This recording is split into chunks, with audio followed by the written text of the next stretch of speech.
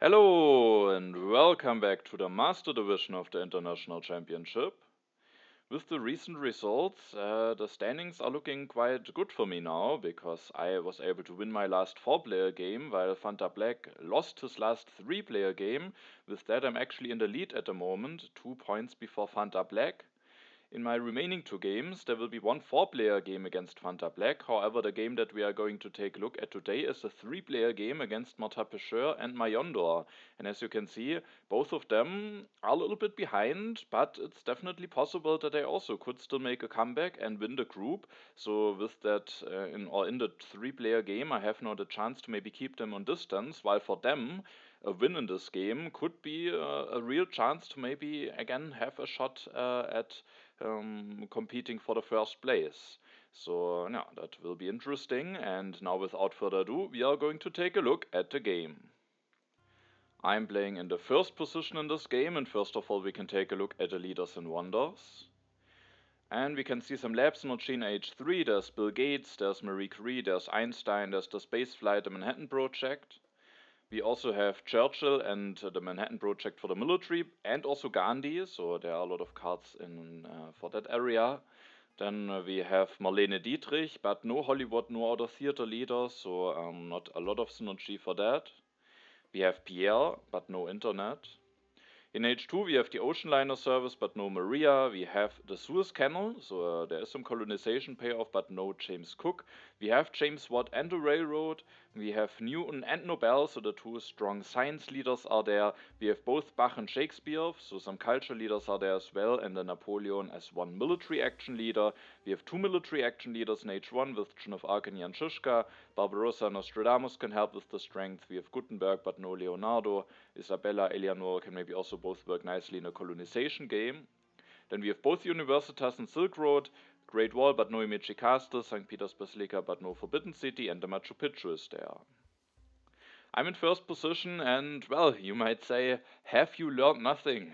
We just, in the last video, took a look at my leaders and wonders in my rated tournament games 2025, and the actually lowest performing wonder with the worst average result from the wonders with more than 10 games was actually the Stonehenge. And well, what do? I just start the game by taking the Stonehenge. So let's see if maybe the Stonehenge can start to redeem itself, or if maybe the trend continues. Yeah, but I do think it's the right decision here. The alternatives are not that great. There are a lot of leaders in a row, so at least when I take the Stonehenge now, there should be a decent chance that I can take a leader at the next turn, while if I take, for example, Caesar to maybe apply some pressure, the wonders will likely be gone. Maybe I could get the engineering genius, maybe it could also stay on 2 civil actions, though, and then I could maybe hope to get one of those those wonders, but then I have Caesar without a clear synergy to maybe make use out of his strength. So I wouldn't like that much, so I think the Stonehenge is just the most solid pick here. Majondor goes for Caesar actually, isn't willing to maybe go for Boudica or one of those other leaders or wonders, wants to have Caesar, gets him together with the Ridgeland, so a good yellow card. Marta Pecheur will then go for Boudica, and the Colosseum takes Boudica despite playing behind Caesar, which is interesting, but he can maybe just build a warrior and afterwards get here economical benefits, and maybe also has a little bit of help in case there should be a very heavy early strength rush going on. Yeah, nonetheless an interesting decision. Maybe could have also just taken a leader, but I guess taking a leader and a wonder is just a bit better, and let's see how that Boudica pick will work for him. That means that for me, Confucius will stay on 2, while Homer is available for 1 civil action, and I thought, oh, that might be now an interesting decision. But then there's actually Hammurabi revealed, and with him being revealed, and with him and the additional, thanks to the additional civil action, I can take and elect him, build a mine, and take the engineering genius, which wouldn't have been possible with Confucius. So with Hammurabi dropping down to the 2 civil action area, I think it's relatively clear that I should go for him.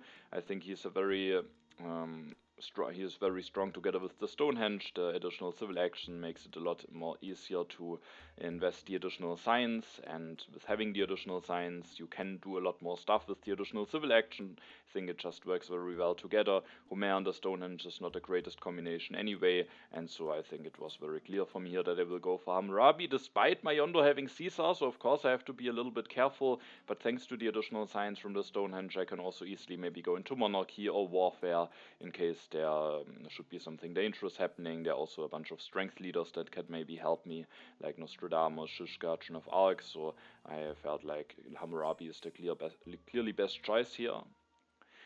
I draw the developed territory. Majondor goes for Caesar, takes the Roman roads that have fallen down to 1 civil action for him, builds a mine, increases his population, so just does standard stuff.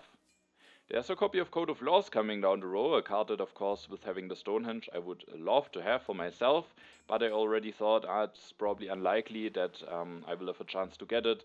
Martin Pêcheur builds the mine, goes for Boudica, and then indeed just takes the Code of Laws.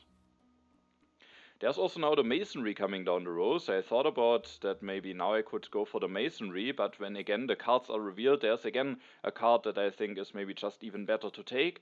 I mean, maybe I could do something with the masonry, I could maybe take it, and then I have the engineering genius, so I could maybe just build a step, build another step with the engineering genius. I guess that would cause corruption though, so maybe a bit tricky, but 1 step, maybe taking developing masonry, maybe at the next turn I could finish the Stonehenge, go for the Silk Road. With having the masonry, I do think that could be an interesting start, but with having the additional science from the Stonehenge, the additional actions from Hammurabi, I do think taking that early iron is just too strong. I can build a second lab, go up to 2 science production, maybe with the right developments I can go for the iron already at the next turn, or if I get some additional resource I can build a step of the Stonehenge, go for the iron already at the next turn, so I think I can go for that iron very early, and then I think that's just very strong, and so I was willing to take the iron for 3 civil actions here, which is a bit easier for me thanks to the additional civil action from Hammurabi.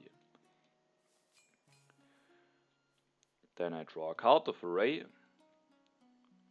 Majondor seeds and opens the development of politics with some additional draws for everyone. I have drawn some aggressions in the Good Harvest. Majondor seeds a second time, and the development of civil life is revealed. That will allow me to just develop the iron at my next turn if I want to. Majondor uses the development of civil life to build a second lab, takes the rich land, increases his population, builds a step of the Roman roads, and then takes the reserves. Could have also thought about taking the masonry, but maybe rather doesn't want to have that. Martin Pêcheur offers an open borders agreement to Caesar. Of course it can be somewhat dangerous to have the pact with Caesar, but maybe also doesn't want to give it to me, because with me having Hammurabi, that would be a significant improvement for me. Then Martin builds the second warrior with Boudica to make use out of her resources, starts by building a step of the Colosseum, increases his population, takes the masonry and the swordsman. Now it is my turn. I don't really want to push the deck forward, so I skip the politics phase. I indeed develop the iron with the development of civil life, and then I can go for 1 upgrade already, leaving me still with 4 civil actions, thanks to Hammurabi. And I do think there are 2 cards that I kind of would like to take for certain, and those 2 cards are the monarchy and the swordsman. Because I'm still playing in a game with Caesar, I still have to be a bit careful. I have a lot of science with the Stonehenge, so I think the monarchy is just a very nice card to have. Maybe there's also the chance to do a revolution with Hammurabi, and I get the 3rd military action, which just makes me a lot safer in case Majondor should try something military heavy with Caesar. Then, for the same reasoning, maybe I take the swordsman. I have now the chance to take a military technology for 1 civil action. I haven't drawn a tactic yet, so I don't know if I get a knights or an infantry tactic. And so I think it's just, I'm a lot safer when I have this copy of swordsman in hand. And then for the last civil action, it was a bit of a question, and I'm not sure if I'm doing the right decision here. I can either think about taking the rich land or increasing my population. Of course, I could also think about taking the alchemy, but I think I should concentrate myself on the stuff that I'm already having, going for those iron upgrades, finishing the Stonehenge, getting the monarchy going. Of course, maybe at some point I could go for the alchemy, but I think I would rather not take the alchemy here, and instead rather would take the rich land if I take a card. The Ridgeland would allow me to potentially go for 2 more iron upgrades already the next turn, so I could really get my resource production going very quickly. And because of that, I also took it at the end. I do think it's a fine decision, but I'm not sure if it's the correct one, because one thing that we of course need to consider is that Majondor is playing Caesar. The development of politics has actually been revealed. It's not unlikely that he actually has 2 events to push. With the development of politics revealed, maybe also Martapesher could be interested in pushing, meaning I have to expect that there will be a lot of HA developments revealed, and maybe in a situation like that, I should actually put some priority into getting a new population so that they can maybe profit from either the development of religion or the development of warfare. I save an additional food like this, and I get the rich land, which allows me to go for 2 quick upgrades. So it's not bad, but maybe with a lot of developments being revealed, it's also not unlikely that a development is revealed that gives me some additional resources.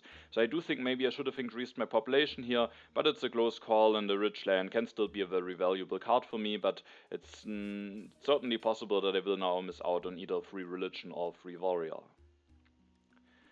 Majondor doesn't see it for now, so that's all good news, and he actually offers me the Naval Trade Agreement Pact. He wants to have some additional colonization force, maybe indicating that he has either some colonies in hand or maybe already seeded into the deck. I get some additional blue tokens, and I accepted that pact, as I thought, I have some food saved up, and maybe that could be interesting. Another reason why maybe increasing the population could be interesting is that it at least maybe gives me the option of potentially doing a monarchy revolution, which now I don't really have. Now with the additional blue tokens, I could maybe just do a revolution and increase my population or go for 1 upgrade, so that's maybe still not out of the question, but it would have been a lot more likely to be a viable option. When I increase my population, it's not necessarily clear whether going for a revolution is best, when I maybe can just go for the monarchy peacefully with the additional signs from the Stonehenge, but it can still be a nice option, maybe makes it a lot more easier for me to, if I have a chance, get the second copy of Code of Laws on top of the monarchy. So yeah, I think probably I should have increased my population here instead of taking the rich land. And yeah, that pact, I thought the blue tokens will be useful for me, and you should try to take a little bit of a look at how my corruption situation will look at the next few turns, and I will maybe also try to mention it, because those 2 blue tokens will actually have quite an effect in this game. Majondor then seeds with the second politics action, and we can already see I get somewhat punished here. The development of warfare is revealed, and I miss out on the free warrior. So yeah, I probably should have increased my population at the last turn. Majondor this turn finishes the Rome roads, gets an additional resource production, but thanks to getting back to this area of the yellow bank, basically also gets some additional food production. He takes the bread and circuses. There's beer in the game, and it can be a fine and happy face solution. He isn't prepared to take the free religion, so I do think that's a good pick for him. Martapesher seeds, the development of agriculture is revealed. He can take the free warrior that allows him to freely choose what he wants to get from Boudica, and he decides to take some additional signs from her, develops the masonry, finishes the Colosseum, and then takes the breakthrough in the engineering genius, delays the second lab for now. He could have also increased his population and built a second lab. Maybe he wants to stay more flexible in regards of where he wants to put his population. Maybe there's an idea of going more military heavy here, or he just maybe there could also be something happy face related coming, and he wants to get a happy face, as the event deck might already flip before his next turn. But it's interesting that he chooses to finish the Colosseum here over maybe just building the second lab, but maybe also wanted to get the masonry out of his hand and then take both of those 2 strong yellow cards. Now it is my turn, and with some additional food being revealed, I can't really go for monarchy revolution. Here at least the rich land also offers me still some value here. I can now go for 2 iron upgrades and then maybe go for finishing the Stonehenge at one of the following turns. I start by going for 1 upgrade. Using the rich land also makes it that I can make space in my hand, and there's one specific card that I want to take here. It's a card that actually helped me quite a lot in the last game that we've seen on this channel, and that is Nostradamus. The event deck is about to flip. at the moment I'm not that great, or not that nicely prepared for strength. I don't have a tactic yet. I have at least a swordsman in hand, but I do think the Nostradamus strength is very helpful here. I can just elect him, and then I know that I don't get hit by strength events immediately, and also the knowledge will be quite useful. For the moment, I'm only on 2 military actions, but I will be able to get the monarchy. I have a lot of events in hand already, so I thought Nostradamus is very strong for me here, and I was willing to pay 2 civil actions for him. I go for 1 more iron upgrade. I decide to elect Nostradamus already, as the first H1 events might be revealed before my next turn, and then I have to get out of corruption, so I increase my population. So I have my full iron mines going now, that's at least strong, and then at the next turn maybe I can just finish the Stonehenge, develop the monarchy or something.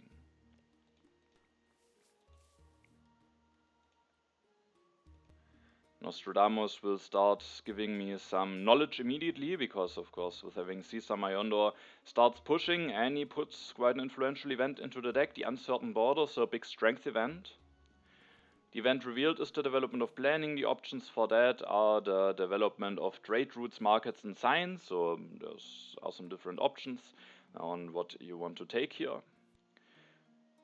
And then he seeds again immediately a second time the Crusades into the deck, so he has now a chance that maybe he wins the Uncertain Borders immediately. But the Uncertain Borders aren't revealed, instead the Wealthy Territory. I don't really need additional resources that much, and I rather would like to keep my population for the military, so I just pass. But I wouldn't have been able to win it anyway, as Majondor wins it for Warrior and 2 colonization cards with a bit of war, using also the Naval Trade Agreement. And also, I think I forgot to mention it now, despite kind of wanting to mention it, the additional blue tokens from the Naval Trade Agreement immediately were helpful for me, because I would have had corruption with the 6 food that I had lying around if I wouldn't have had those additional blue tokens. So already for the first time they allowed me to go for a turn that I otherwise wouldn't have been able to go for. Majondor develops the Bread and Circuses, builds one, and with the happy face can now also go for another warrior. So is now again the strongest. He couldn't have put 2 population into the warriors, because the one would have been unhappy, so that's just a way for him to make sure that he isn't the weakest, and he just seeded Uncertain Borders. And who knows, maybe there is also something happy face related coming. Matabesher doesn't push, is the weakest for the moment, and can get stronger using the additional resource from Boudica. Goes for Gutenberg, interestingly. Increases his population, uses Gutenberg to build its second lab, takes the alchemy, and then at the following turns can maybe slowly go for some alchemy upgrades. And he can also use the resource of Boudica this turn, going up to 5 strength, making himself the strongest. That is now a bit dangerous for Majondor. He has just pushed the Uncertain Borders, but with winning the Wealthy Territory 1, he was maybe a bit distracted, and now I will choose to push. I will choose to push the rats into the deck, thinking that when I get rid of some food here, I can then maybe be in a position where I don't lose a lot to the rats, and I will have at least knowledge about it, while for the moment I don't know really how useful the Good Harvest will be for me. So I seed the rats into the deck, and Majondor doesn't get punished here, and instead sadly I get punished. The rebellion is revealed. I lose 2 civil actions, and that is actually quite annoying, because now maybe I could have gone for finishing the monarchy, or maybe I could have gone for knights and slowly transitioning into the phalanx tactic. So to go for the one tactic that I have knowledge about and that I can work with, there's no tactic available to copy yet. But now I have only 2 civil actions, and that is certainly somewhat painful. I start by increasing my population, and then with knowing about the Uncertain Borders, I certainly want to get stronger. Going into knights is now not really a possibility, so despite having no tactic for it, I make the decision here to develop the swordsman, building one, upgrading one, now not making sure that I'm not the weakest, and then at the next turn it will be the last chance for me to finish the Stonehenge. So I basically, if I want to finish it, need to spend all of my civil actions to build the steps of the Stonehenge. And then luckily, or not luckily, what did I take from the development of planning? I actually took the development of trade routes, because I, despite still with getting the additional food and resources, can get out of corruption at the next turn, hopefully, if I don't get disrupted by events. And the additional food, I think, makes a difference between getting another population or not, very likely. So I decided to go for that, and even if I don't take the 2 science from the development of science that I could have taken, and only the 1 from the development of trade routes, I still have, after building 3 steps of the Stonehenge, exactly 8 science, meaning that I can build 3 steps of the Stonehenge at the next turn. Then I can develop the monarchy, while I still have a civil action left, and after that, with the last civil action, finish the Stonehenge, and then with the happy phase, I can also build another swordsman, and that should just be enough to get out of corruption.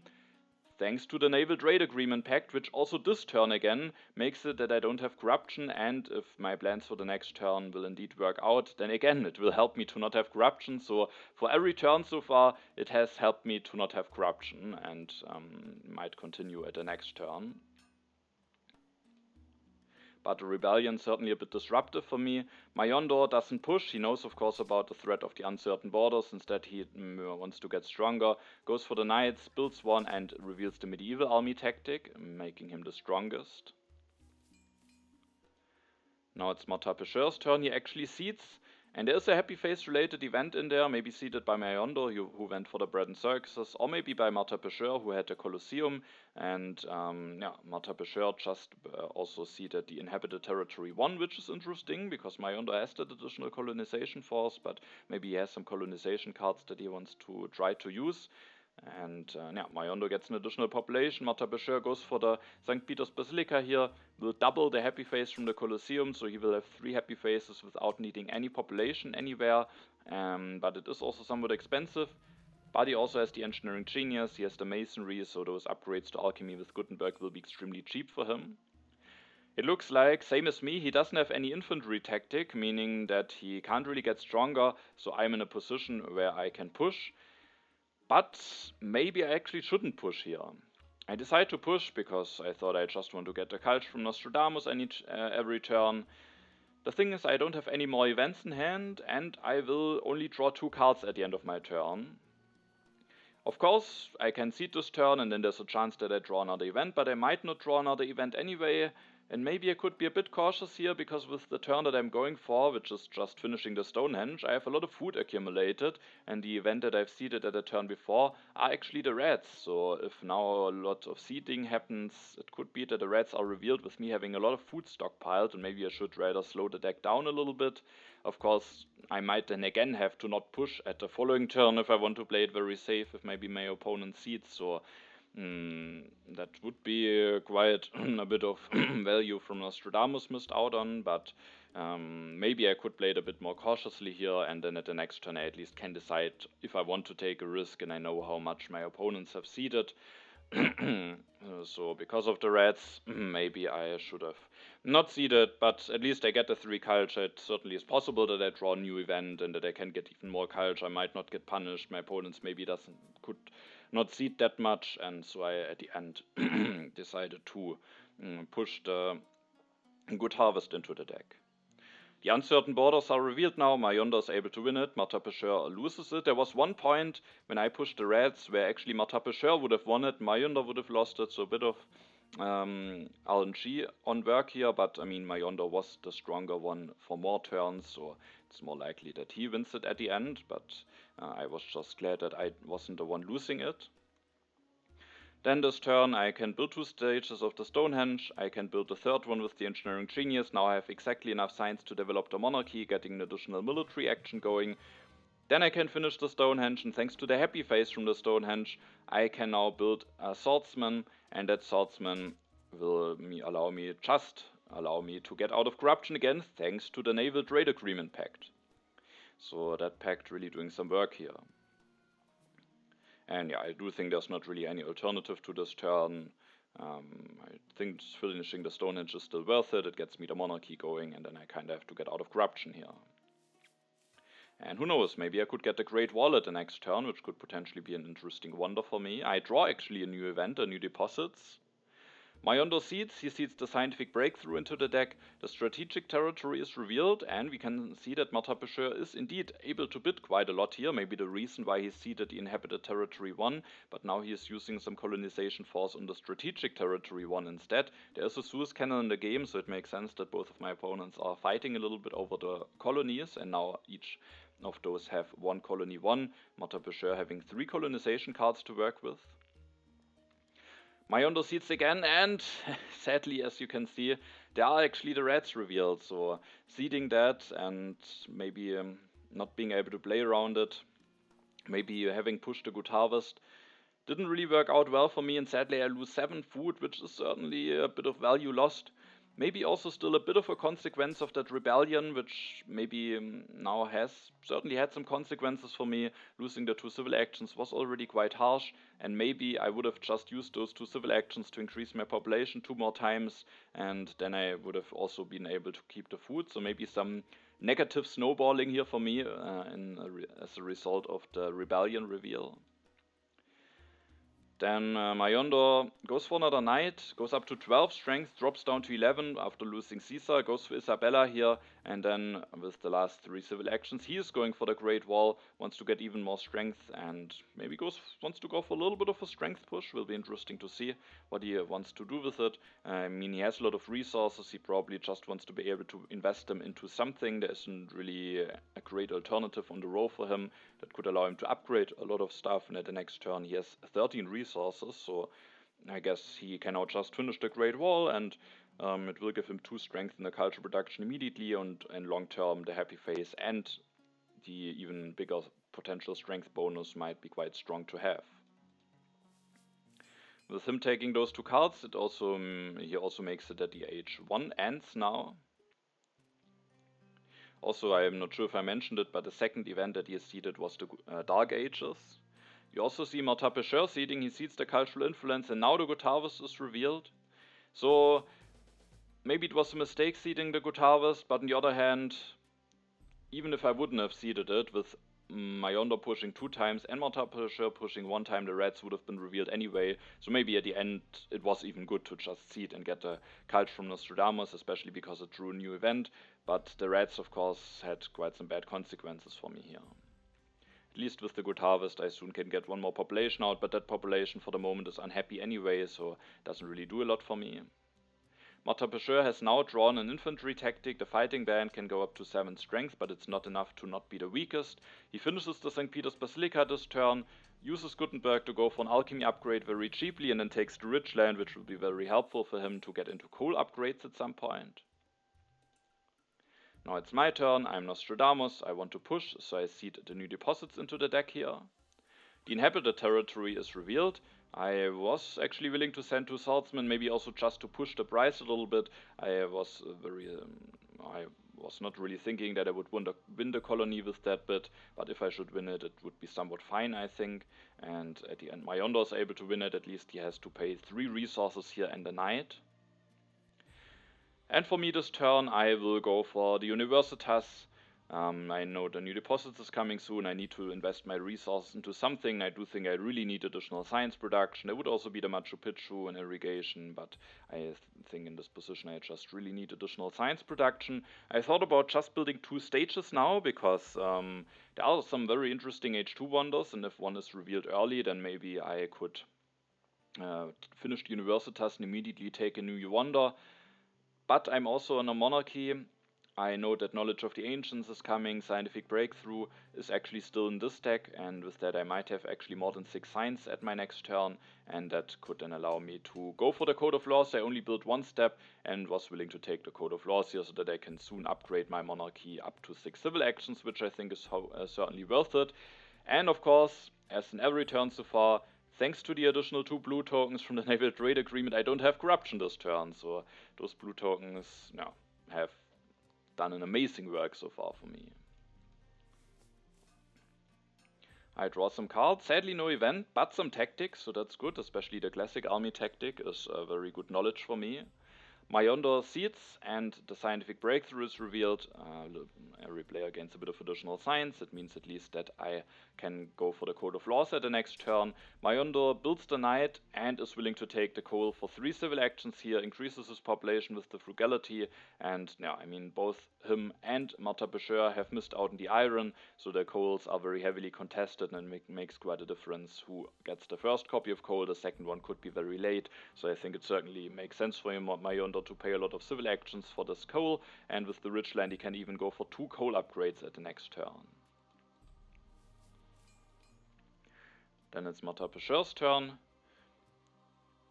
he seeds, and also I think I might have again, or basically the knowledge of the ancients wasn't seeded when I talked about Universitas at the last turn. It was just seeded by Majondor, and now Matapeshur seeds the historic territory 1 into the deck. So again, following up with another colony, interesting, despite playing against Isabella and a colonization bonus from Majondor.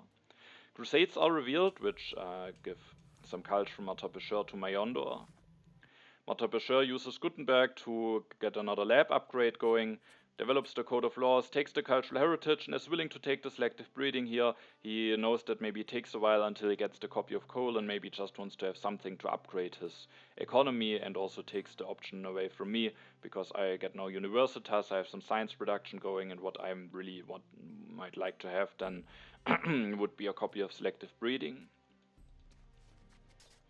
He then also builds a swordsman going up to 9 strength, so at my turn I will not be the weakest, but sadly I can't push, but if I don't increase my strength then I might be the weakest after my turn. The thing is, of course, I have knowledge about the deck with Nostradamus, and there is not a single strength event coming, so being the weakest for the moment isn't really a concern for me, so I don't really need to spend, for example, 2 military actions to copy the fighting band tactic, which would have been a way for me to get stronger. So at my turn, I can't really push. I developed a code of laws, which is possible thanks to the 2 additional science from the scientific breakthrough, and then I will just finish the Universitas. And I could do some different stuff here, but for me it was relatively clear that I just want to take the railroad here. And now I think the railroad is just a very strong wonder. Also, when being on iron mines, the 5 additional strength can make quite a big difference. Having even stronger production is not bad. The selective breeding is taken away. I don't know when the second copy will be available. I need something to invest my resources into. There's a new deposits coming, which either makes it that I, with having the railroad now, can invest my resource into something, or if it is revealed later on, I get even more resources after having already finished the railroad. There's also knowledge of the ancients coming. If that should be revealed, then I could already finish the railroad at my next turn as well, thanks to the 1 additional resource. And the other ways how I can spend my 3 civil actions are just not that great. I could increase my population, maybe take some yellows that I don't really need that much, especially with the new deposits coming.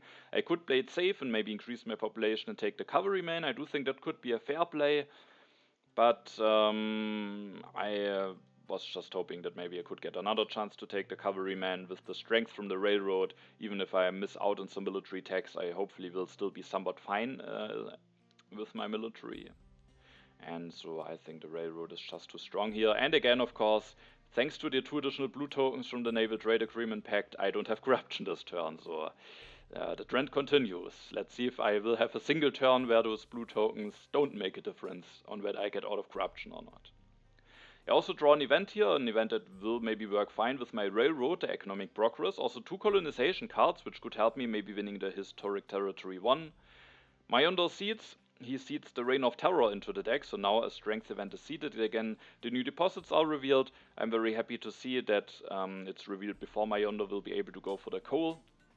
Especially because he could have gone for 2 coal upgrades anyway, even without the 4 additional resources. So sometimes new deposits gets revealed before you upgrade your mines, but thanks to the resources you are able to get an additional upgrade going, which then mitigates the lesser resources that you get out of the event. But in this case it was just a bad timing for Majondor, and he would have just gotten a lot more value out of the new deposits if it would have been revealed later, so a bit unfortunate for me, but I of course was happy to see it. He then builds a step of the Great Wall, can maybe finish it at the next turn potentially. Matapeshur doesn't seed, instead offers the International Trade Agreement to me, gives me some additional food production, which I happily accept. He gets some additional resource production, which is certainly very helpful for him, but I think I certainly should accept this pact. Matapeshur develops the selective breeding, goes for an upgrade, goes for another upgrade, has now some strong food production going, takes the cavalryman, the navigation interestingly, the historic territory 1 is coming, and now maybe he has even more colonies that he could push into the deck. Interestingly, he also takes the scientific method with Gutenberg, maybe just for the culture, but there are some lab leaders, who knows, maybe with Gutenberg it could even be an idea to just upgrade those alchemies to scientific method as well, but maybe also just for the 2 culture for Gutenberg, even though it could maybe cause some hand space issues for him, so let's see how that will work out for him. Maybe so taking all of those cards could also be one reason for that, could be to make Napoleon be discarded, because Martin Pêcheur maybe is a little bit vulnerable for the moment. Loan resources could just get disrupted by some bad events. I have the railroad to be relatively secure. So if Majondor gets Napoleon here in combination with finishing the Great Wall, for example, if he just goes for Napoleon and finishes the Great Wall at the next turn, he would already be at 17 strength. So maybe actually taking all of those cards could also, one reason behind it could also be to make Napoleon be discarded before Majondor's turn, to make Martin Pêcheur a little bit more safe. Now it's my turn with the railroad. The economic progress hopefully should be great, even though for now I don't know whether I get the selective breeding, and Majondor is also competing for that card. At least I'm playing in front of him. I seed the economic progress into the deck. The cultural influence is revealed, which gives me and Martin Pêcheur a little bit of additional culture. Now that the new deposits were revealed, I can finish the railroad this turn. I don't have enough science to maybe go for the scientific method here. I was somewhat hoping that maybe the Dark Ages that Majondor has seeded could be revealed now, because Majondor would actually lose a little bit of science now, and it would be a nice event for me to, a nice time for me to reveal that event, because now I will inevitably save up some science again and then be in a position where I lose more science again to the Dark Ages. I finished the railroad here. I could increase my population potentially, but if I save now up a little bit more food, thanks to the international trade agreement that I'm having now, it means that I earlier can maybe get a second population out, which could be useful. So I think it is not bad here to maybe not go into the next area of consumption. And also there are some interesting cards that I can take here. I take the breakthrough, 3 science for 1 civil action is still quite strong. And I also take the scientific method, giving me something to invest my resources into. And who knows, if Newton is not taken away, and I kind of expect that he will be taken away, especially by Martin Pêcheur, who maybe can't do a lot more with Gutenberg, and then he can go for Newton together with alchemies, or who knows, maybe even develop the scientific method with Gutenberg or something, and then go for Newton with scientific methods. So I expected Newton to be taken away, but who knows, maybe he isn't, if there are some important key cards for Martin Pêcheur to take, and then I could have a chance to go for him with the scientific method. But even if I don't get him, I will have a lot of resources to work with. The economic progress will be coming. I don't know when or whether I will get the selective breeding. If I miss out on the selective breeding, it could at least be strong to excel in other areas to make up for the one weakness that I'm having. And so I think the scientific method is just quite strong here. I could, for example, also not take the breakthrough, as I have good production, not the most civil actions, I mean a fine amount, but I still maybe could have some issues with not, for example, having increased my population here. But it's still, I think, a good deal, and now saving up a bit more food means that if I increase my population at the next turn, then in 2 turns already I will get a new population out that will actually be happy. And of course, again, thanks to the additional blue tokens from the Naval Trade Agreement Pact, I don't have corruption here, otherwise I kind of would need to increase my population. But now I can go for the turn and save up a little bit of food.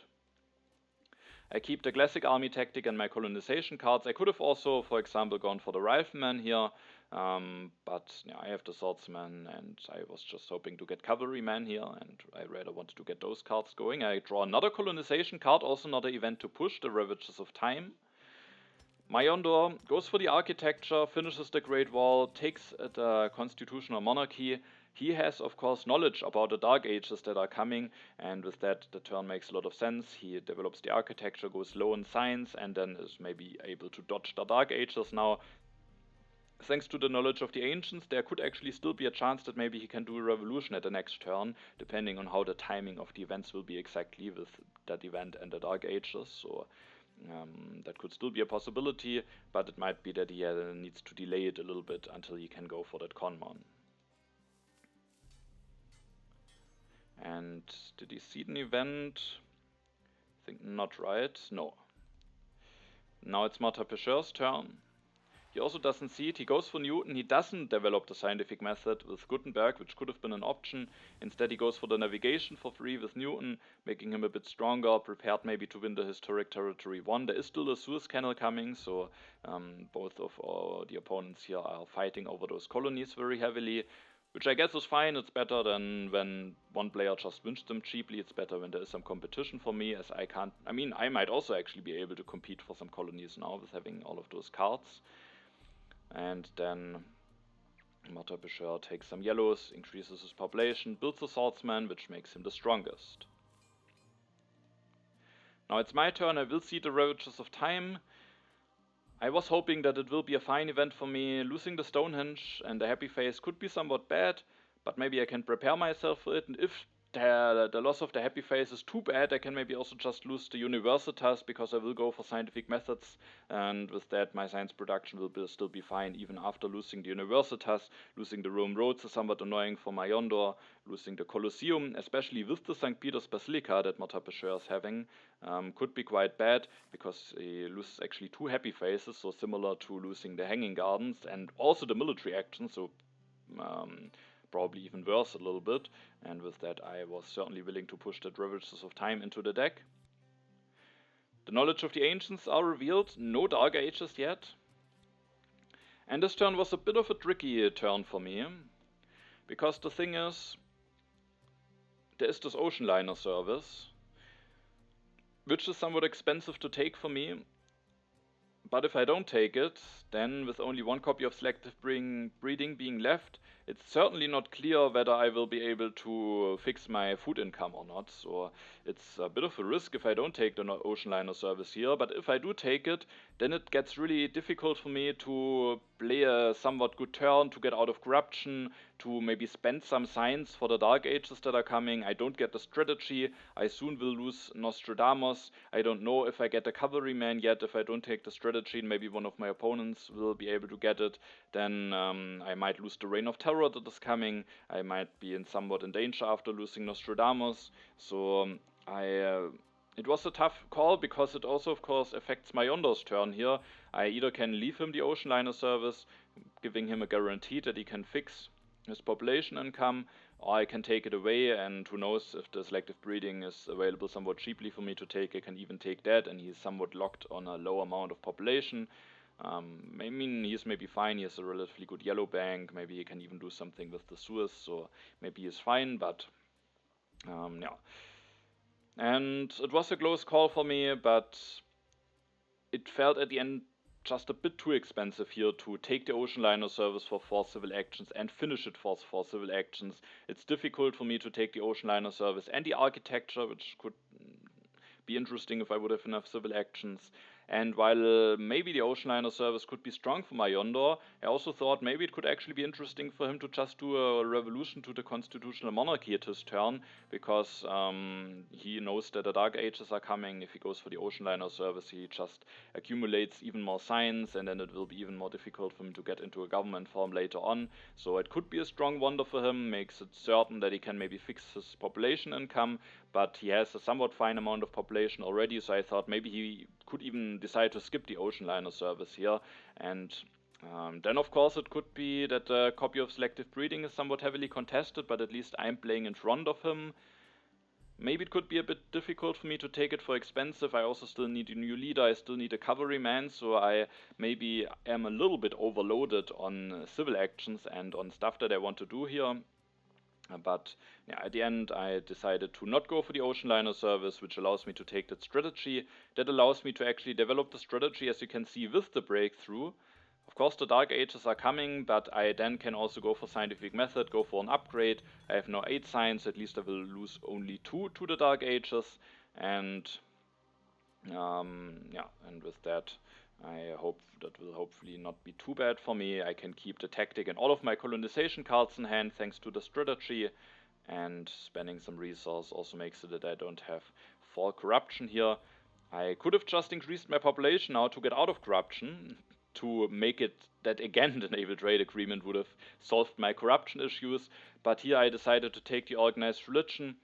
There's only 1 copy of organized religion left, which might be taken away. I mean, maybe not, maybe I can just get it, maybe I could just increase my population here, but it would be risky, because if I miss out on it and then the Ravages of Time is revealed, ideally I would like to lose the Stonehenge, and yeah, so I was willing to take the organized religion here, and while it costs me some resource, at least I again accumulate an additional food, and food maybe, especially if I should end up missing out on the Selective breeding could be even more valuable for me if maybe one food could make a difference between getting a new population or not, maybe in combination with frugality or reserves or something. So I, at the end, was willing to take the organized religion here.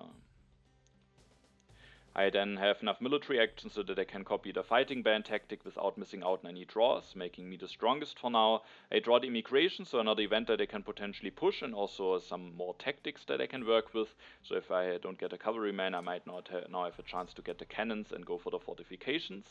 And Majondor indeed just goes for revolution, skips the ocean liner service, skips the cannons, but has a government form going now and is prepared for the dark ages that are coming. If Marta Bashir has paid a bit of attention on Majondor's last 2 turns with developing the architecture and going for the revolution, despite him not having Nostradamus, he still might have some clues what is going on here.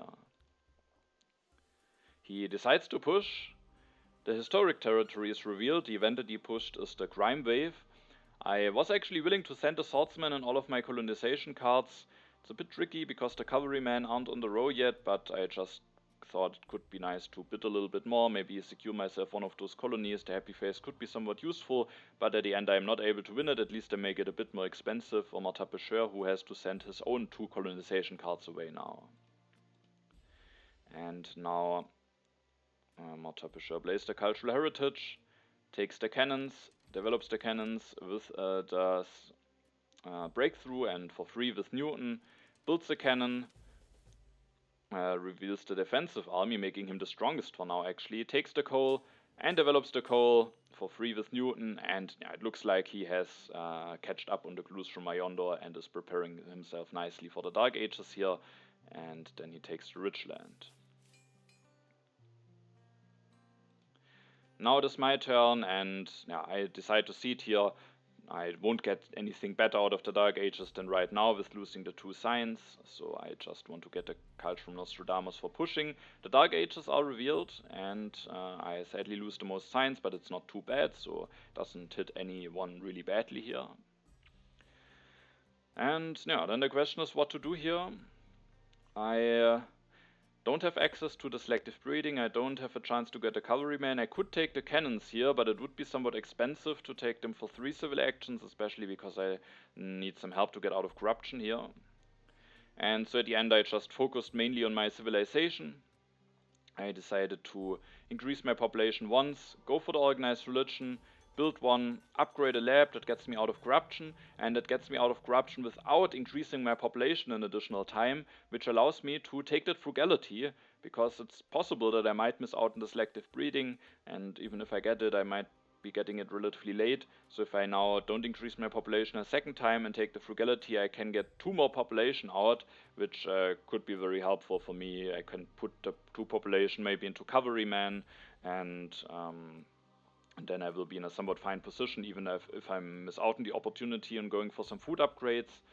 I take the frugality, and then with not basically being able to spend the civil action to increase my population, which is somewhat bad because I still need a new leader, I need a cavalryman, I need the selective breeding. I will be overloaded for certain now. I can't fix all of those things that I need to do. So it is somewhat a price that I pay here, but maybe I can just skip the late selective breeding, maybe hoping for an early mechanized agriculture or something, and be at least with the frugality somewhat fine. Just focus on maybe getting the cavalryman, maybe a new leader going. So I was willing to delay that 1 civil action here. I could have also increased my population, taken away, but if I then miss out on the selective breeding anyways, it could be quite bad, and the additional population could be extremely helpful for me. So I just take the frugality and the wave of nationalism. The wave of nationalism maybe could help me going for some cavalryman. I might end up being the weakest relatively soon, because Majondor has enough population, can just go for another knight, and then I'm actually the weakest, which could be bad. The Reign of Terror is coming. Majondor is the player who has knowledge about that event. Maybe because of that, I could have actually increased my population and built, for example, a warrior or maybe a swordsman and not gone for one of those. But then I also commit another population in infantry units that I rather would like to have in cavalry units, which is not that great, or in cannons in case I should get a cannons, not a cavalryman. So that also wouldn't be that great, and again I would be on 1 population less, so It's a bit of a tough choice, but at the end I played a turn like this. With not taking any card that isn't in a discard spot, there might at least be a chance actually that I get another turn of Nostradamus. Maybe I'm able to push another event and maybe get a civil action back when going for a new leader. And of course, after one turn where it didn't matter, again, the Naval Trade Agreement Pact makes it that I don't have corruption here and allows me to go for that play where I can save up some food to go for the frugality. So I'm not sure if I ever had a game where that pact and the 2 blue tokens had such a significant effect on my gameplay. It's, yeah, apart from that one turn, in every turn the 2 blue tokens made a difference between having corruption or not. And yeah, that's just crazy, basically. I keep the 2 tactics and the colonization cards. I draw an event, a National Pride, which is a fine one to push because thanks to the additional culture from Nostradamus, I have actually accumulated a bit of a culture lead. Mata Peshur is not that far behind, but I should hopefully be a fine event to push. Majondor takes the cannons here. The selective breeding isn't on the row yet, so he doesn't have a chance to take it. He goes for another knight, sadly makes it that he is not the weakest and that I now might get hit by the Reign of Terror. Yeah, maybe I should have gone for another infantry unit, because while I now get an additional population out with the frugality, I will lose one with the Reign of Terror. But maybe I can just lose the swordsman and try to get into 2 cavalrymen. So yeah, maybe it was a close call, I would say. Now it's Mata Peshur's turn. He cedes, so sadly I do get hit by the Reign of Terror here. Thanks to Nostradamus, who I still have. I of course see what Mata Peshur cedes. It's the vast territory 1. He has the navigation, so has maybe some hopes of winning that later on. He starts going for a coal upgrade, increases his population, takes the patriotism, the reserves, and then plays the reserves for resources. Only takes 1 card from the row, which actually makes it that the age doesn't end and that I can keep Nostradamus for another turn, but he maybe doesn't need the organized religion or the journalism as much. Journalism could maybe be nice for him with Newton, but maybe he wasn't really in a position. I think he also had some hand space issues, so he maybe just couldn't easily take another card here to end the age. With having Nostradamus, I just push the National Pride into the deck. Yeah. And the economic progress is revealed immediately, so it gives me and Majondor the most resources, but Mata Peshur gets more food out of it, so overall relatively equal between all opponents. And then this turn I lose indeed a swordsman to the Reign of Terror, and there is a selective breeding on the row, but it's just, I think, too expensive for me to take it here, and I think I rather just need to make sure that I get a bit stronger here.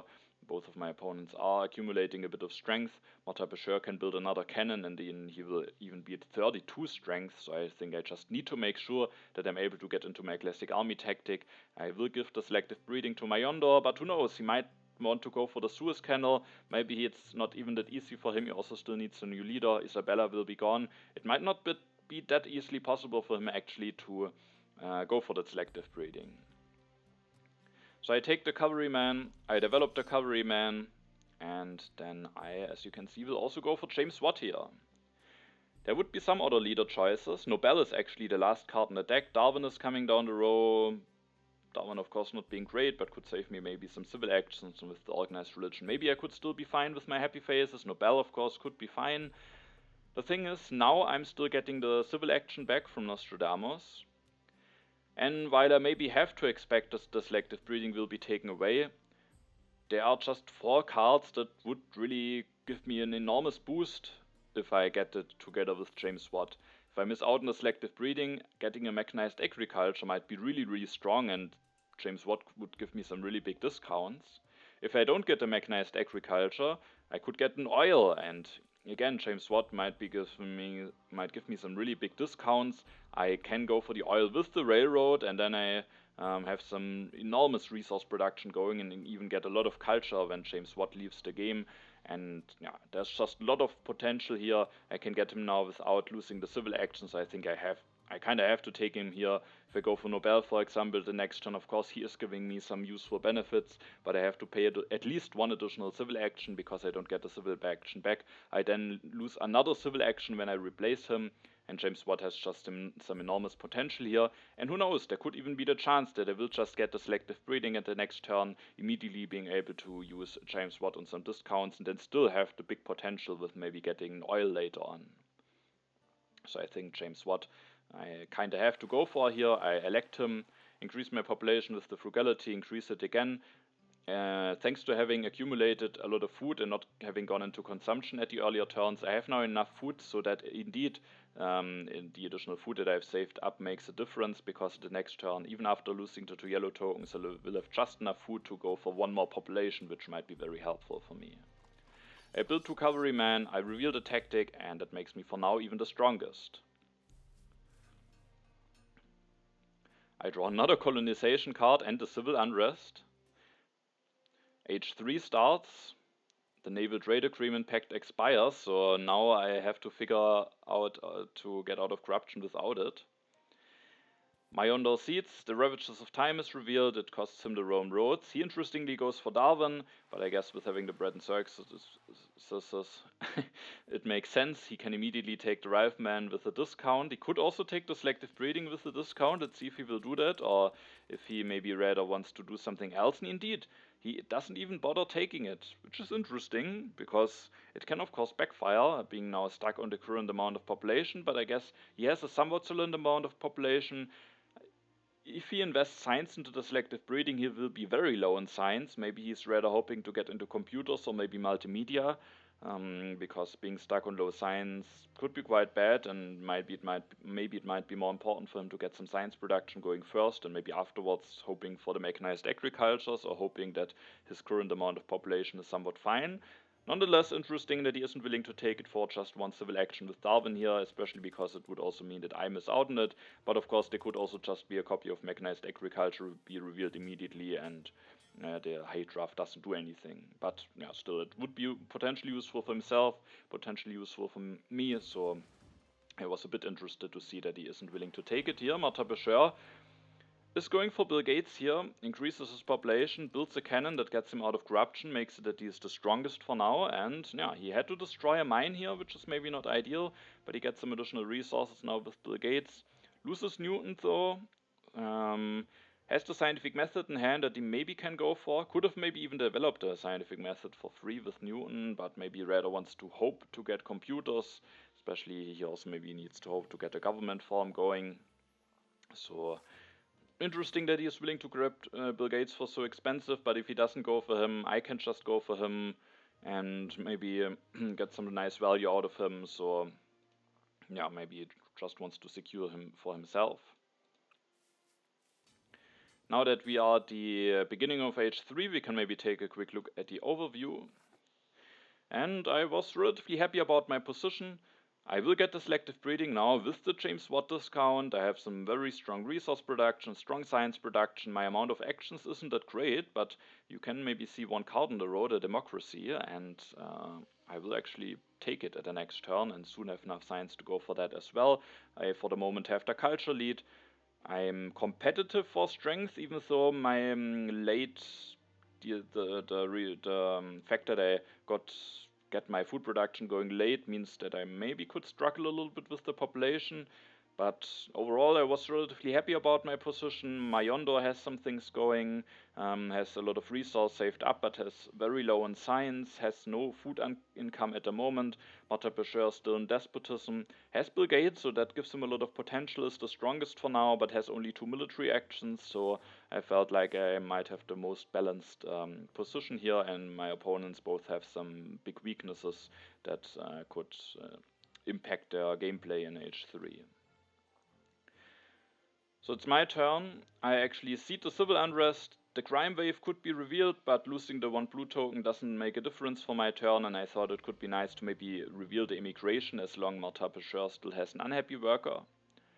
Sadly, the immigration is not revealed yet, instead a crime wave, which costs me and Majondor a blue token and 3 culture. And in this turn I will go for the selective breeding, getting some discount out of James Watt immediately, saving 2 science and 4 resources. Can go for 2 upgrades. I want to get the food production going as quickly as possible. That also makes it that I actually have just enough food saved up so that I can increase my population 2 times at the next turn. I could now, for example, increase my population and build an organized religion, making it that I can get out of corruption. But I think it's just too strong to take the democracy here, because thanks to the science discount from James Watt, I actually have just enough science to develop that at the next turn, going up to 8 civil actions, and I think that puts me in a really strong position. And while I have corruption now, at least I again save up an additional food, which actually allows me, as said, to go for 2 more populations at the next turn. When I increase my population now, I wouldn't be able to increase my population again at the next turn, which actually could then cause some corruption issues at the next turn. So I do think I really should take the democracy here, also denying it maybe from Martin, who could maybe take it, and as soon as he has enough science, go for it. So I think the democracy is a must pick for me here. I can keep all of my colonization cards. I draw the positional army tactic. Maybe that could be interesting. Majondor seats opens the immigration, so Martin will still lose the 1 population that is unhappy. Majondor, interestingly, takes the fast food chains, goes for another coal upgrade, getting him out of corruption, and takes the movies. I mean, he has lots of resources, so he maybe needs something to invest them into, but he doesn't really have a lot of population to justify the movies at the moment, but maybe could still be nice at some point later on. Interestingly, he doesn't take the air forces here, but maybe also doesn't really need them that much for himself. He copies the classic army tactic, which makes him the strongest. Thanks to Nostradamus, I know what the 1H1 event is that is on top. It's the Vast Territory 1. Martin pushes an impact into the deck, and the Vast Territory 1 is indeed revealed.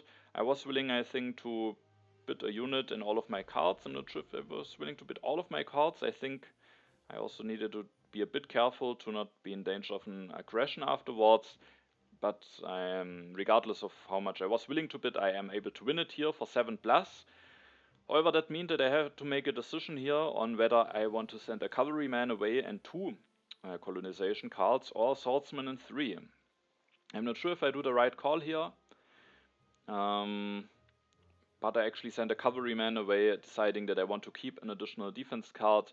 Maybe that could help me later on being able to defend against an aggression. Maybe there could be another colony coming, with Martin having the navigation bonus. So I was thinking that I maybe want to keep the colonization card, and I have a lot of resources.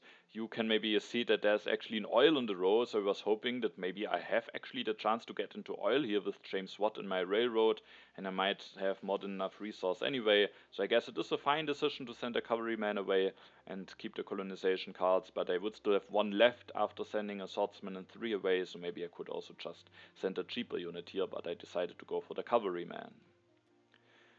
Martin increases his population, builds a religion that gets him out of corruption, and makes it that he doesn't have any unhappy faces any longer, which could make a difference for the civil unrest that is coming. And then he just takes the computers for 3 civil actions here, and soon maybe can go for some upgrades and get some big production going with Bill Gates. He also is interestingly willing to not take the air forces here. Now it is my turn. I don't push, as I don't have an event, but what I did think about is offering the promise of military protection to probably Majondor. I thought about just giving me the additional culture and one of my opponents the additional strength, but I came to the conclusion that it's probably a bad idea. Because Martin I don't really want to give the strength. He has only 2 military actions, and he maybe could be a bit in trouble, and I don't want to help him out here with 4 additional strength. Also, it would mean that I'm actually, I'm not the weakest. I will go to 32 strength this turn, but if Majondor gets stronger, then I could be the weakest maybe. So I thought about offering it to Majondor for the additional strength, but the thing is, Majondor has seeded, I think, 3 out of those 4 H2 events, or at least 2, I think, but I think it was 3.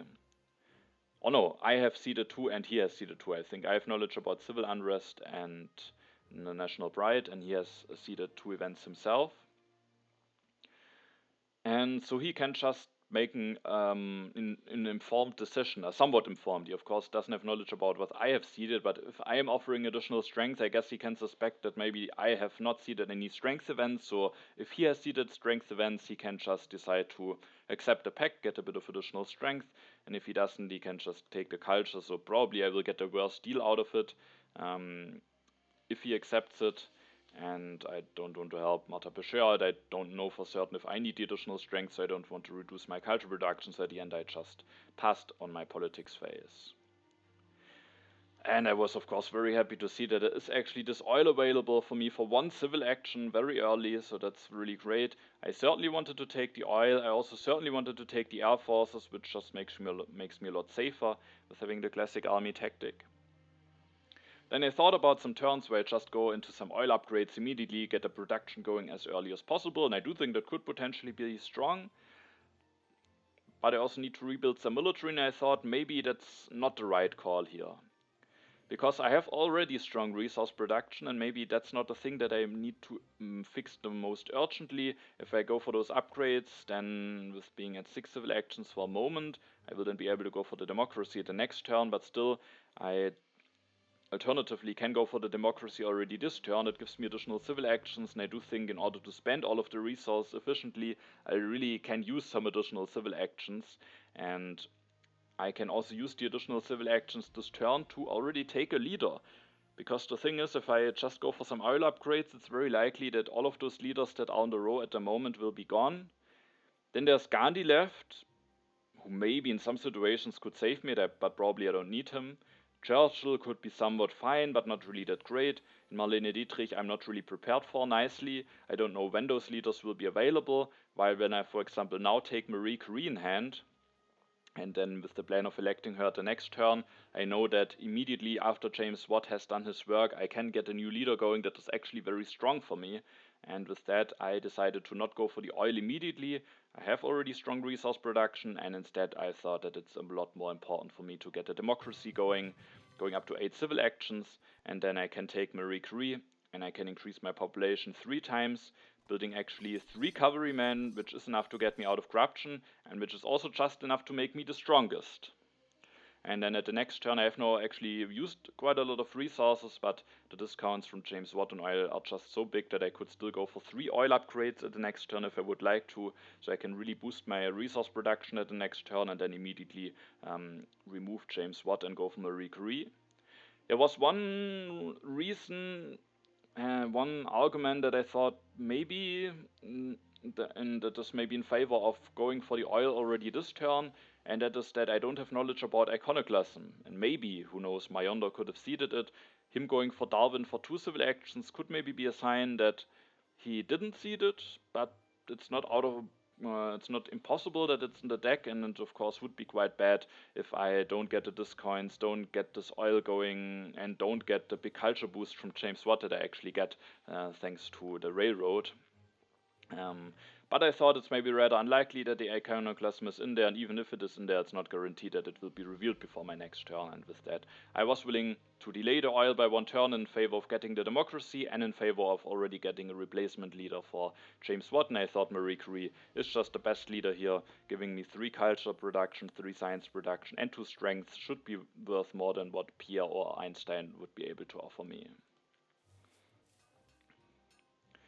I draw a war and a blunder. The war could maybe be interesting with me now having secured air forces. Majondor seats, and I was indeed very happy that I didn't offer the promise of military protection pact to Majondor, giving him additional strength, because the event that is revealed is actually the refugees, so quite fortunate for me that I'm just able to win that I just have enough strength and that the event is revealed immediately, and I gain now an additional population while Martin Pêcheur loses 1. Majondor goes for the mechanized agriculture, goes for 1 upgrade, takes Pierre, and goes for a 2nd upgrade. So he didn't take Pierre the turn before, which I found somewhat interesting, and him not taking Pierre maybe it could be another sign that he didn't push the iconoclasm at the turn before, but now he still has another shot at getting Pierre, and this time he will take him. And now he gets the mechanized agriculture going, but is relatively low in science, so his position is still somewhat challenging. Martin Pêcheur seeds, and there's actually another strength event coming, so yeah, the Cold War giving me 6 additional science. Martin Pêcheur misses out on it, which is unfortunate for him. He this turn can go for the computers, goes for some upgrades, but only goes for 1 in order to secure himself the air forces. Maybe would feel a little bit vulnerable without them. I have the air forces now, I can maybe go for some war build up soon, so he decides to take them at the cost of having corruption, and at the cost of not having enough science to get into a government form at the next turn. I mean, he could get into fundamentalism, I guess, but maybe he could just play it a bit greedily here. Maybe he could even think about the Manhattan Project instead of the Air Forces with going for some computers now. No, it feels a bit expensive. But of course it also makes him quite a bit safer, so maybe it's a necessary evil for him. Now it is my turn. I can't really push, but now that those strength events are out and only my 2 events are left, I this time tried to offer the promise of military protection, even being willing to offer it to Martha Pêcheur, but he rejects it. And in this turn is the great James Watt turn. I can go for the oil at a discount of 4 science, and then I decided to just go for 3 upgrades. I thought about only going for 2, because I'm already at 17 resource production, maybe I don't need no more, but the thing is, each upgrade only costs 2 resources and gives me 3 additional resources immediately, so it just pays off so quickly. And what I could do with the 1 additional civil action I thought is maybe not as important, and I at the end was just willing to go for all 3 upgrades, going up to 20 resource production. So James Watt giving me a discount of 4 science, giving me a discount of 12 resources this turn, and then I can, after building a swordsman to get out of corruption, I can switch to Marie Curie, and James Watt actually gives me 10 culture when retiring, thanks to railroad plus oil. So yeah, James Watt is going completely over the roof here. First giving me 2 science and 4 resource discount on the selective breeding. Now another 4 science discount, so 6 science saved in a relatively short amount of time. Then 4 resources here, 12 resources here, 16 resources saved, 6 science, 16 resources, and 10 culture in like 3 turns, or what I think that I had him. That is just completely insane, and yeah, I was very happy about having picked him early on. And I have now immediately Marie Curie going up to 11 11 science production, 10 culture production, going up to 36 strength.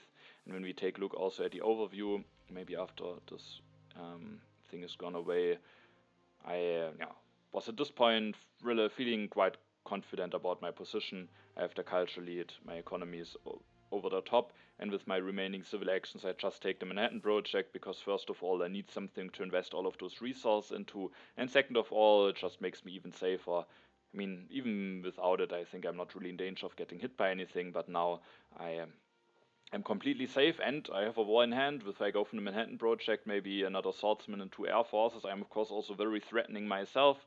I can score some reasonable culture with finishing the Manhattan Project, so I felt like that's just a great card to take for me here. And I at this point felt with Majondor having still some weaknesses with the science production, with Martha Pêcheur having a somewhat clunky situation, I thought a lot has to go wrong for me here in order to not win this game.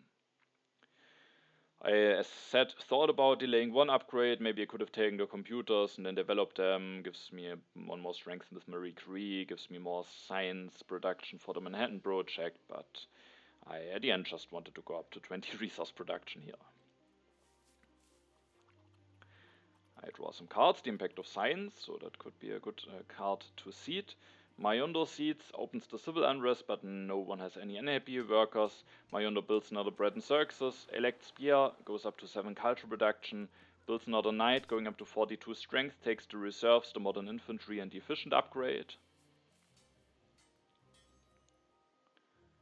Martha Pêcheur goes for the air forces, builds an air force, takes the revolutionary idea and goes for a computer upgrade, getting out of corruption, and with the revolutionary idea he then might finally be able to go into a government form at the next turn.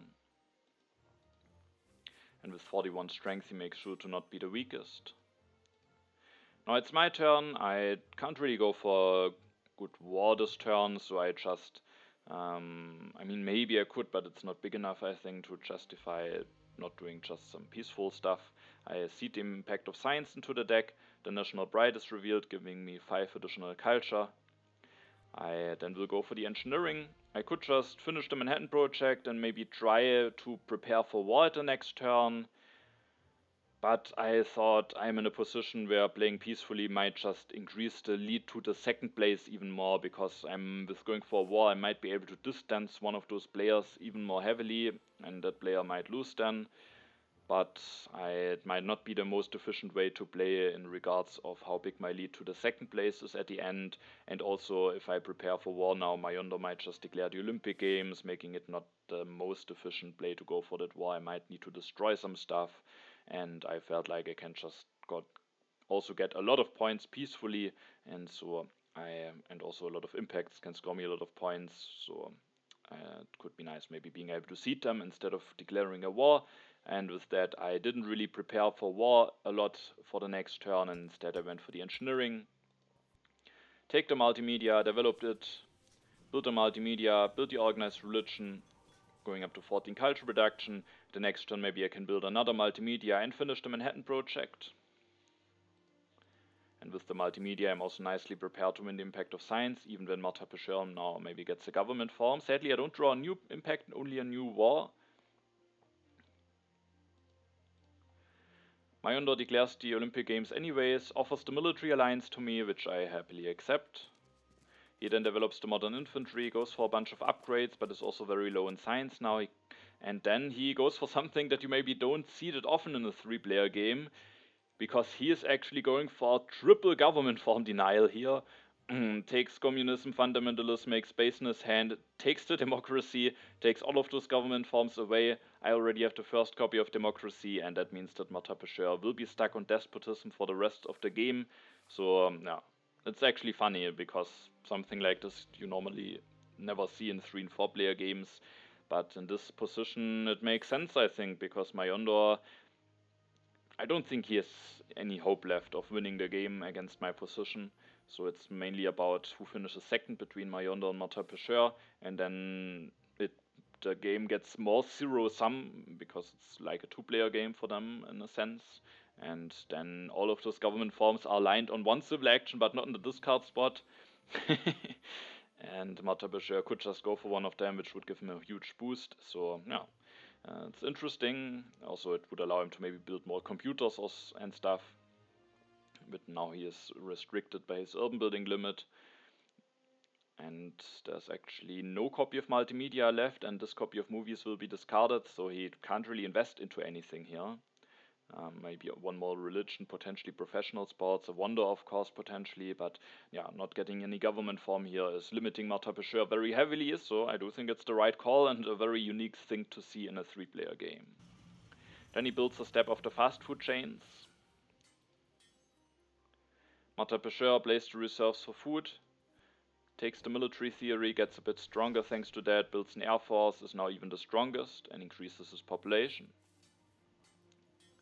Now it's my turn. I decide to not use my politics action here. With not having done any preparation, I can't really go for war nicely, and the international tourism would just give one of my opponents more culture.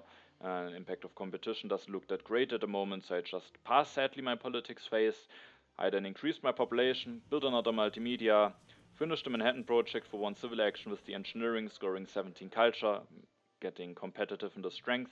And then I have just enough civil actions left to take the Empire State Building, which has the potential to be quite strong, because I have the biggest resource production, science production,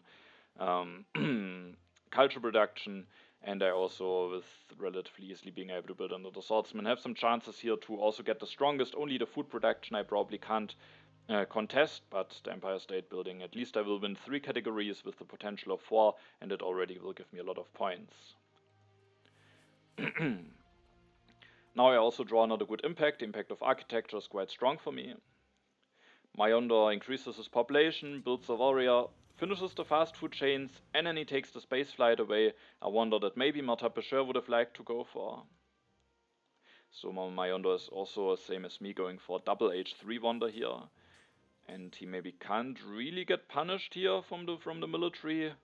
Martha Pesher, if he has a war, can't really go for another. I mean, he loses the patriotism now, right?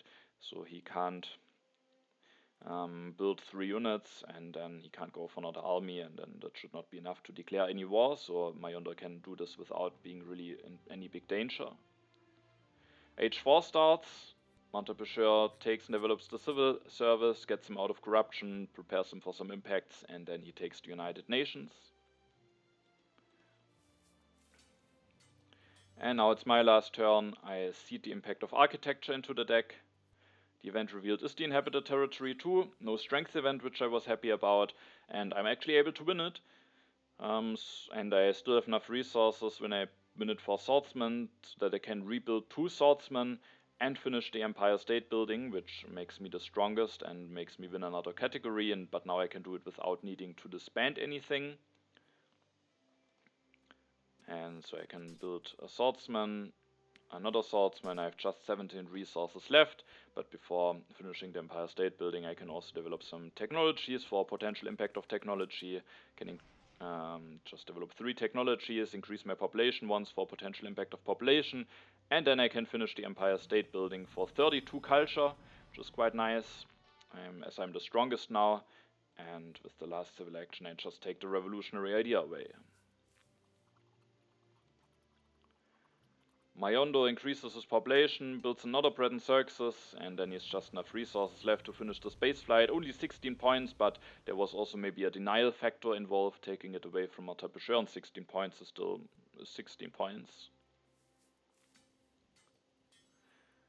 Martin Pescher builds another religion, plays the revolutionary idea, finishes the United Nations. It looks like he doesn't have any impact that he wants to seed or evaluate with the wonder, disbands the swordsman, and then builds another mine.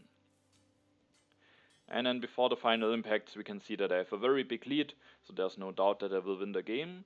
Majondor has also a bit of a lead towards Martin Pescher, but Martin Pescher will get a Bill Gates bonus, and the 2 impacts that I have seeded, the impact of science and architecture, both better for him than for Majondor, so there could actually still be some hope left for Martin Pescher here.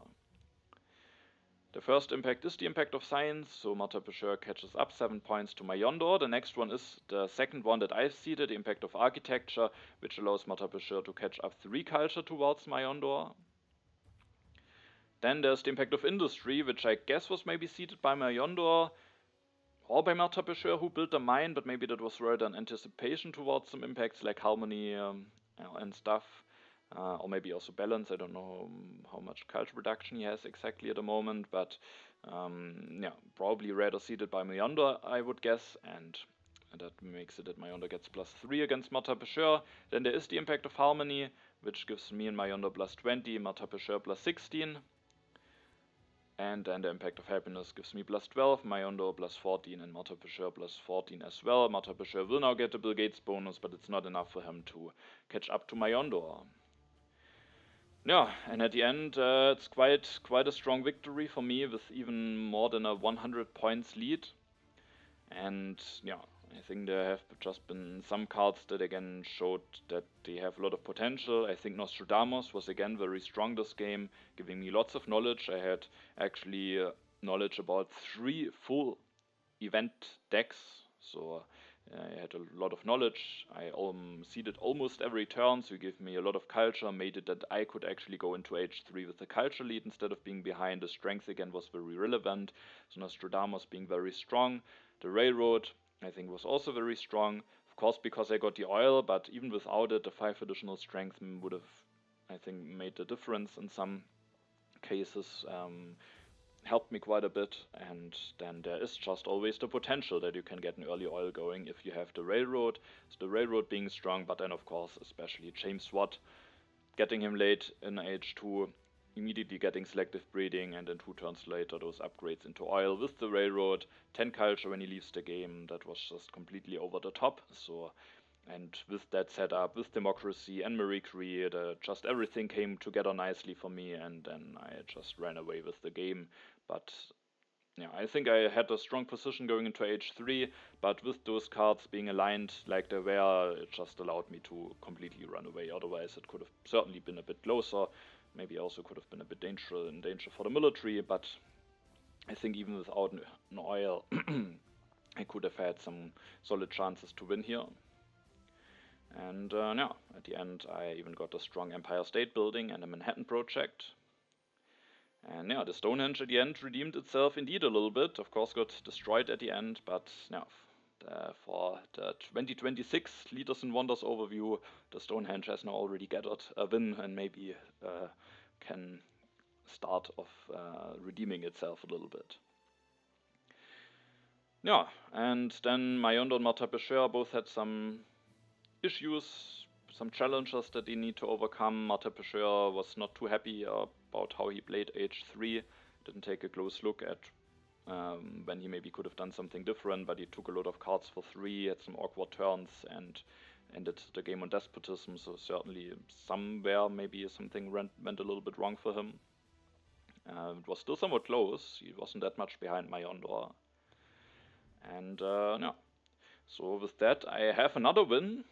And we can now take a look at the standings and see how my chances are before my last game to advance to the Grandmaster division. Alright, there's also one other game finished, and that Lech was able to win against Martin Pecheur and Wolves. And yeah, things are looking now quite good for me. I have 6 games finished, 23 points, but Fanta Black, while he is 7 points behind me, he also has still 2 games to come. And if he should win the one game that he has against me and then also the other one, he has it still in his own hands to also advance to the Grandmaster division. So the last game against him will be very important for me. But yeah, even if I should maybe lose this game, I still could also have some hopes that Vanta Black maybe loses the game where I'm not involved. So I have now a lead that even maybe if the next game doesn't go ideally for me, I still have hopes to advance. But of course, ideally, I would like to just win the game or at least finish before Fanta Black in that last 4-player game so that I will secure myself the first place in this group and my promotion to Grandmaster. But yeah, that will be interesting to see, so I hope you're looking forward to that finish. Also, the fight against relegation is getting tight. Martin Pecheur has now all of his games finished, 15.5 points. That probably should be enough to stay in the league, unless maybe it all comes together and the results align that he gets overtaken by 3 players. It's not impossible, I think. And then there are 3 players with 6 games finished, relatively close to each other. Wolves, Lech, Majondor, and Elcifix is quite a bit behind, but he also has still 2 games to come. So the fight against relegation could also end up being really close. And yeah, with that, I hope you're interested in seeing the conclusion of the season. It might actually take a little bit while still. The last 4-player game is solving or is moving forward relatively slowly, but let's see, maybe I will be able to upload that game in the next week. And if it takes a bit longer, there's also one other tournament that I want to show. So yeah, there hopefully will certainly be some new videos coming soon. And yeah, with that I say thanks for watching, have a nice time, and see you in the next video.